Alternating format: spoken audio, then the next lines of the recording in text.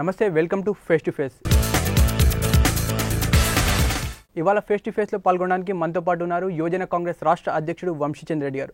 వంశీచంద్ర రెడ్డి గారు, welcome to the show అండి. Sir, Telangana రాష్ట్ర ఏర్పాటు ఆల్మోస్ట్ జరిగిపోయింది. ఈరోజు తెలంగాణలో కాంగ్రెస్ పరిస్థితి ఏంటి అంటే ఏం చెప్తారు? ఈరోజు మొదటగా ఫేస్ టు ఫేస్ కార్యక్రమం ద్వారా తెలంగాణ ప్రజలందరికీ కూడా, ప్రత్యేకించి తెలంగాణ యువకులకు, విద్యార్థులందరికీ కూడా తెలంగాణ రాష్ట్ర ఏర్పాటు శుభాకాంక్షలు తెలియజేస్తున్నాను. ఈరోజు తెలంగాణ ప్రాంతంలో కాంగ్రెస్ పార్టీ పరిస్థితి ఏంటంటే, కాంగ్రెస్ పార్టీని తెలంగాణ ఇచ్చింది అనే భావన ప్రజల్లో ఉంది. ఏ విధంగా తెలంగాణ రాష్ట్రం ఏర్పాటు జరిగింది అనేది కూడా తెలంగాణ ప్రాంత ప్రజలందరూ కూడా చూస్తున్నారు. గత 60 సంవత్సరాలుగా ఇక్కడ ఉన్నటువంటి ఉద్యమాలను దృష్టిలో పెట్టుకొని వేలాది మంది తెలంగాణ రాష్ట్రం కోసం అమరులైన వాస్తవాన్ని దృష్టిలో పెట్టుకొని ఎన్ని ఇబ్బందులు వచ్చినా, ఎన్ని అవరోధాలు ఎదురైనా, ఎన్నో అవమానాలు భరిస్తున్నప్పటికీ కూడా చివరికి రాష్ట్రంలో, కేంద్రంలో ప్రభుత్వాలు, కాంగ్రెస్ ప్రభుత్వాలు పడిపోతాయి అనే పరిస్థితి వచ్చినప్పటికీ కూడా మాట ఇచ్చిన మాటపై నిలబడాలనే ఉద్దేశంతో కాంగ్రెస్ పార్టీ, సోనియా గాంధీ గారు తెలంగాణ రాష్ట్రాన్ని ఏర్పాటు చేయడం జరిగింది. తెలంగాణ ప్రజలందరూ కూడా చాలా మంచోళ్ళు. తెలంగాణ ప్రజలు వారికి ఎవరైనా మేలు చేస్తే వాళ్ళ మేలుని మర్చిపోరు. తెలంగాణ రాష్ట్రాన్ని కాంగ్రెస్ పార్టీ ఇచ్చింది కాబట్టి తెలంగాణ ప్రజలు కాంగ్రెస్ పార్టీకి ఎప్పటికీ కూడా బ్రహ్మరథం పడతారు. సోనియా గాంధీని తెలంగాణ ప్రాంత ప్రజలందరూ కూడా తెలంగాణ దేవతగా భావిస్తున్నారు. అయితే మీరు చెప్తున్నారు ఇచ్చారు అని, ఆ క్రెడిట్ మీకెంత ఉందో అదే విధంగా టీఆర్ఎస్ కూడా తెచ్చాం మేమని చెప్పి అదే విధమైనటువంటి క్రెడిట్ మాకు లభిస్తుందని చెప్తున్న పరిస్థితి. టీఆర్ఎస్ వాళ్ళు వాళ్ళ పార్టీ కాబట్టి వాళ్ళ క్రెడిట్ రావాలనుకోవడం తప్పులేదు. కానీ ప్రజలు తెలివైన వాళ్ళు. ఒకవేళ నిజంగానే టీఆర్ఎస్ వల్ల తెలంగాణ రాష్ట్రం వచ్చిందని గనక మనం అనుకుంటే, టీఆర్ఎస్ రాష్ట్రం ఏర్పాటై 2001 సంవత్సరంలో ఏర్పాటైంది.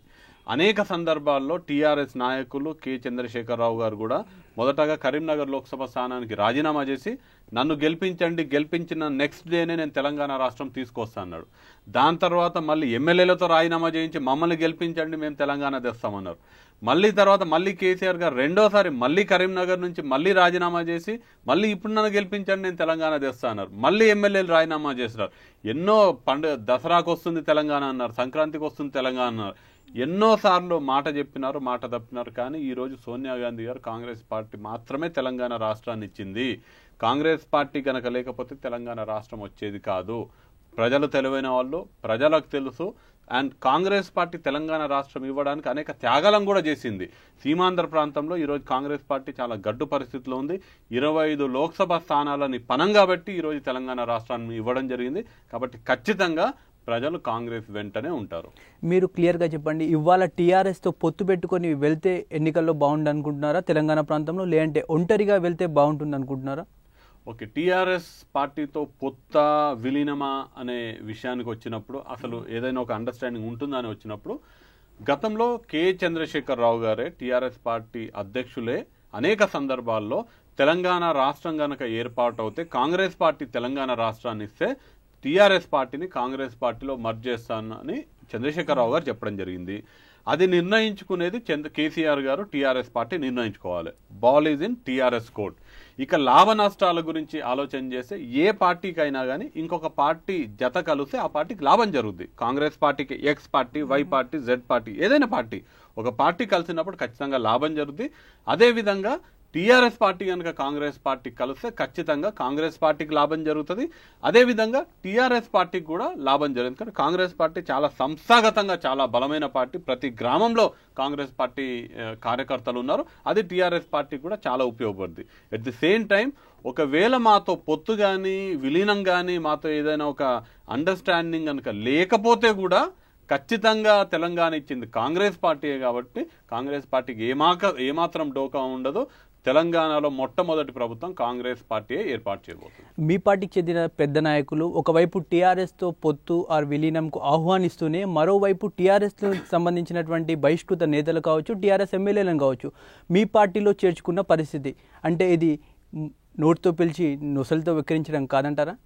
ఇప్పుడు టీఆర్ఎస్ సంబంధించిన బహిష్కృత నేతలు కాంగ్రెస్ పార్టీలో చేరుతున్నట్టే వాళ్ళు ఈరోజు టీఆర్ఎస్ నుంచి వెళ్ళిపోయిన వాళ్ళు కాదు. విజయశాంతి గారు, బహుశా మీరు విజయశాంతి గారిని ఉద్దేశించి మాట్లాడుండొచ్చు. విజయశాంతి గారు ఎప్పుడో టీఆర్ఎస్ నుంచి బయటకు వెళ్ళినారు. ఎప్పుడో కాంగ్రెస్ పార్టీ అధ్యక్షురాలు సోనియా గాంధీ గారిని గత కొన్ని నెలల క్రితమే కలిసినారు. కాంగ్రెస్ పార్టీలో చేరుతానని ఆవిడ ఎప్పుడో చెప్పడం జరిగింది.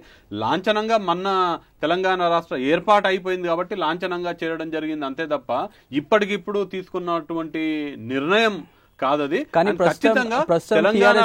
అరవింద్ రెడ్డిని కాంగ్రెస్ లో చేర్చుకున్న పరిస్థితి తెలంగాణ ఏర్పాటు తర్వాత టీఆర్ఎస్ ఎమ్మెల్యే అరవింద్ రెడ్డి గారు కానివ్వండి, ఇంకెవరైనా కానీ వారిని కాంగ్రెస్ పార్టీలో చేర్చుకున్నామనే దానికన్నా వాళ్ళు తెలంగాణ రాష్ట్రం ఇచ్చినటువంటి కాంగ్రెస్ పార్టీకి కృతజ్ఞతగా కాంగ్రెస్ పార్టీలో వారొచ్చి చేరినారని చెప్తే అది సరైన పదం అవుతుందని నేను అనుకుంటాను. ఎవరైనా కానీ రాజకీయాలలో ఉన్న వాళ్ళు ఖచ్చితంగా తెలంగాణ ప్రజల చిరకాల కోరిక తెలంగాణ రాష్ట్ర ఏర్పాటు. ఆ రాష్ట్ర ఏర్పాటుకి కారణమైనటువంటి కాంగ్రెస్ పార్టీలో చేరడానికి నాయకులు ముందుకు వస్తారు. ఒక నాయకుడు వచ్చి నేను మీ పార్టీ సిద్ధాంతాలను నమ్మినాను, మీరు తెలంగాణ రాష్ట్రం ఇచ్చినారు కాబట్టి నేను మీ పార్టీలో ఉంటానని, నేను పార్టీలోకి వస్తా అన్నప్పుడు మేమైతే కాదనిలేం కదా. వాళ్ళని రాజకీయంగా వాళ్ళు మమ్మల్ని ఆదరించి మా దగ్గరకు వస్తున్నారు, అది తెలంగాణ రాష్ట్రం ఇచ్చినందుకు వస్తున్నారు, వాళ్ళని స్వాగతిస్తాం. తెలంగాణ ఏర్పాటు ప్రక్రియలో లోక్సభలో బిల్లు పట్టే సమయంలో కావచ్చు, మిగతా సమయాల్లో కావచ్చు, కేసీఆర్ను పరిగణలోకి తీసుకోకుండా తెలంగాణ రాష్ట్ర ఏర్పాటులో ప్రముఖమైనటువంటి ఉద్యమంలో ప్రముఖ భూమిక పోషించిన కేసీఆర్ను పరిగణలోకి తీసుకోకుండానే ఇవన్నీ చేశారనేది టీఆర్ఎస్ ప్రధాన ఆరోపణ.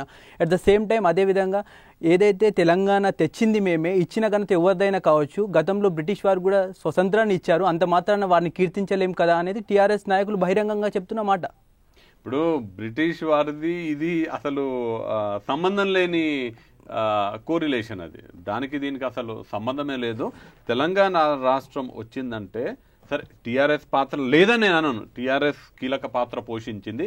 అలానే అనేక మంది ఉద్యమకారులు, వేలాది మంది విద్యార్థులు, యువకులు అమరులైనారు తెలంగాణ రాష్ట్ర ఏర్పాటు కోసం. అలానే ఉద్యోగ సంఘాలు, విప్లవకారులు, కళాకారులు, కవులు, ఉద్యోగస్తులు, ఈ అన్ని సంఘాలు ప్రతి ఒక్కరూ రాజకీయాలకు అతీతంగా పోరాటం చేస్తే తెలంగాణ రాష్ట్రం వచ్చింది. ఆ రాష్ట్రం ఇచ్చింది కాంగ్రెస్ పార్టీ. ఎవరు తెచ్చినారంటే అందరు కలిసి తెచ్చినారు. ఒక పార్టీ దానికి క్రెడిట్ ఒక పార్టీకి ఇచ్చేది లేదు. ఆ టీఆర్ఎస్ వాళ్ళకు కూడా నేను ఈరోజు విజ్ఞప్తి చేస్తున్నాను, తెలంగాణ రాష్ట్ర ఏర్పాటు క్రెడిట్ ఏదైతుందో అది అందరికీ దక్కాలి. ప్రత్యేకించి తెలంగాణ కోసం అమరులైనటువంటి అమరవీరులకు దక్కాలి, ఉద్యోగ సంఘాలకు దక్కాలి, తెలంగాణ ఉద్యమంలో ముందుండి నడిపించినటువంటి యూనివర్సిటీ విద్యార్థి నాయకులకు దక్కాలి, విద్యార్థి సంఘాలకు దక్కాలి, కవులకు దక్కాలి, కళాకారులు నేనే తెచ్చినాను అనేది అది గర్వంతో కూడుకున్నటువంటి వ్యవహారం. అది మంచి పద్ధతి కాదు, తెలంగాణ భవిష్యత్తుకు అది మంచిది కాదని ఈ సందర్భంగా తెలియజేస్తున్నాను. తెలంగాణ రాష్ట్ర ఏర్పాటు వల్ల సీమాంధ్రలో కాంగ్రెస్ పార్టీ పూర్తిగా భూస్థాపితం అవుతుందని పలువురు నేతలు పదే పదే చెప్తున్న మాట, ప్రతిపక్షాలు ప్రధానంగా ఏం చెప్తారు? ప్రతిపక్ష పార్టీ వాళ్ళు ఎందుకంటే వాళ్ళ అవసరాల కోసం రాజకీయ ఉసురువెల్లుగా వ్యవహరిస్తున్న ప్రతిపక్ష పార్టీ వాళ్ళు ఆ మాట చెప్తున్నారు.